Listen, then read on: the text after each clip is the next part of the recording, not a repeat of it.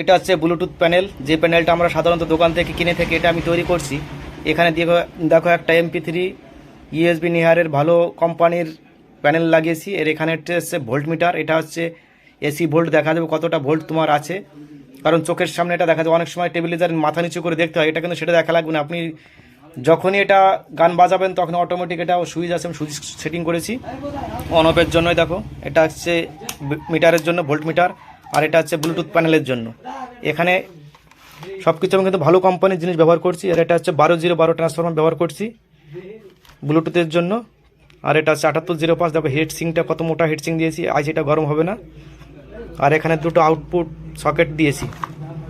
এই সকেট থেকে double কটে RL mood করে বাজানো যাবে। আরএল মুড করে বাজালে সব থেকে তুমি যেটা ভালো জিনিসটা পাবে সেটা হচ্ছে আরএল মুড করে যখন বাজাবে বেস একদিকে করা যাবে, টোন একদিকে করা যাবে। উপরে টপে আপনি যে কোনো ইচ্ছা মতোভাবে আপনি টোন বাড়াতে পারবেন, এবং লেসিয়ায় যখন আপনি যে বাঁ দিকেরটা করবেন, লেফট রাইট যেটা করেন যে কোনো জায়গায় করলে পারে এখানেও সেটা থেকে শুধু বেস বের হবে। তাছাড়া যখন ডবল কর দিয়ে বাজানো হবে তখন ডবল হাই প্রেশারে বক্সটা বাজবে।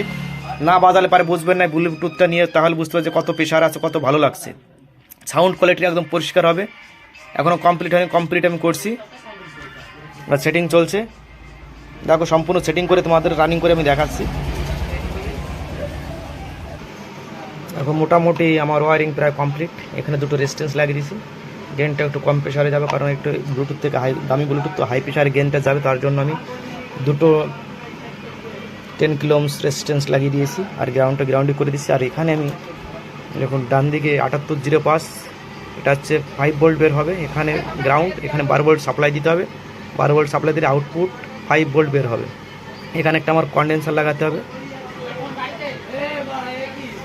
কন্ডেন্সারটা লাগালে পরে ফিল্টারটা হবে, তাহলে কোনো সমস্যা। এখানে যদি অনেকেই চার্জিং বোর্ড দিয়ে তৈরি করে, চার্জিং বোর্ড দিয়ে তৈরি করলে কি হবে,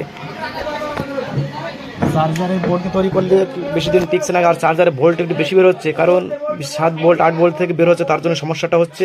আর এইটা বড় সবথেকে প্লাস পয়েন্ট, তোমার কিন্তু কখনো বডি হবে না। ওই ব্লুটুথ কিন্তু লোহার টিনের থেকে তো এই ধরনের ব্লুটুথ লোহার টিন দিয়ে তৈরি হয়, অনেক সময় বডি হয়ে যায়। কারণ একবার বডি হয়েছিল, তার জন্য প্রচুর পরিমাণ শর্ট খেয়েছিলাম, তার থেকে আমি এটা তৈরি করছি। আর কেমন হয়েছে তোমরা কমেন্টসের মধ্যে বলবে।